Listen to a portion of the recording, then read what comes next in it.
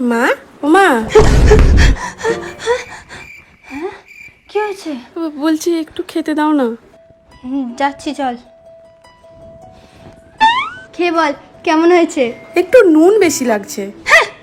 হতেই পারে না, আমি তো এই একটু আগে খেয়ে দেখলাম নুন পুরো ঠিক আছে। তোরা না শুধু খাবারের মধ্যে দোষ বার করতে বসে আছিস। তাহলে জিজ্ঞেস করলে কেন?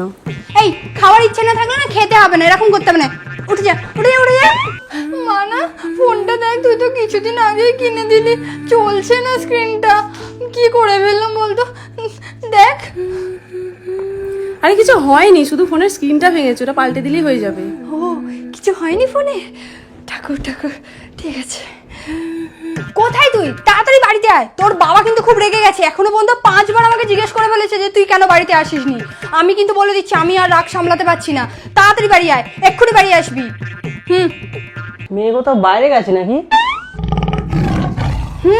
এইরকমই থাকো, বাড়ির তো কোনো হুঁশ রাখতে হবে না তোমাকে।